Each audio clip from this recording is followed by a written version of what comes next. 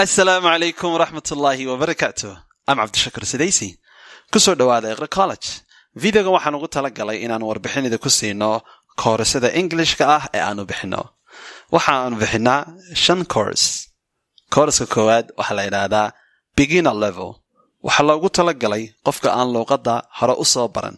Ma tahay arday aan luqadda hore u soo baran. Waxa ku diyaara course-ka beginner level. Course-ka labaad waxa la yiraahdaa elementary course. Elementary course. Waa maxay elementary course macallin? Waa course loogu talagalay ardayga luqadda wax ka yaqaana ama akhriskiisa iyo waxa ku fiican jecel inuu luqadiisa sii horumariyo. Elementary course baa la yiraahdaa. Course saddexaad waxa la yiraahdaa intermediate course.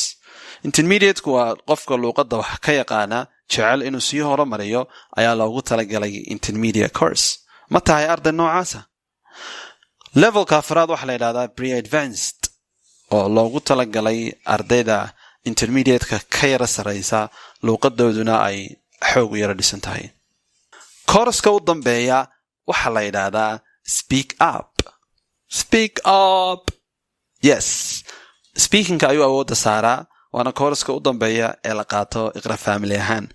5 course ee aan ku soo sheegay mid waliba wuxuu socdaa muddo 2 bilood ah. Macallin Ingiriisiga oo dhan ma 2 bilood baa lagu dhigtaa. May laguma barto. Level walba waxa lagu bartaa 2 bilood. 2 bilood marka dhamayso waxaad u gudbaysaa levelka ku xiga. Haddaad 2 kala dhamayso waxaad u gudbaysaa levelka ku sii xiga.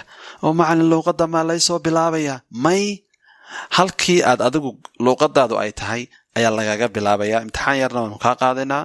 levelka aad jecesha ayaad dooranaysaa deetana imtixaan yar ayaa laga qaadi doonaa insha Allah. Ma elementary baa tahay? Ma intermediate baa tahay? Ma pre-advanced baa tahay?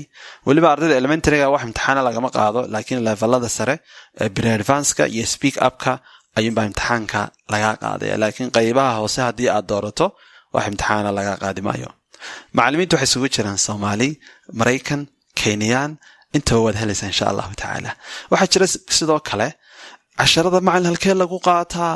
casharada waxa lagu qaataa application-ka Iqra.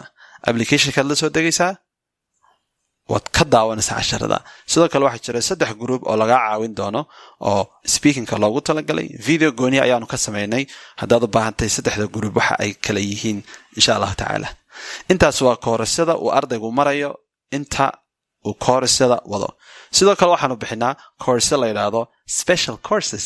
special courses waxa waaye waa koorsyo ardayga u ah value added ardayga loogu talagalay ardayda VIP-da ah. special courses waxa kamid ah speak back oo ku diyaariyay coach Seattle. waxa kamid ah sidoo kale speak clear oo ku diyaarisay coach Mariam.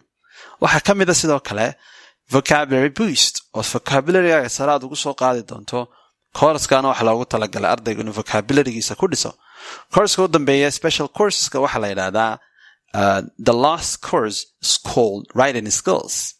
writing skills way marka dad jeceshay inaad doorato special courses-ka iyaguna waa ku diyaar ardayda luqadda wax ka taqaanta ayaa iyagana loogu talagalay. xitaa adiga oo dhiganaya course-yadan kale ee Iqra la raaco kuwana waad qaadan karaysaa as a value added adigoo sare ugu sii qaadaya khibradaada.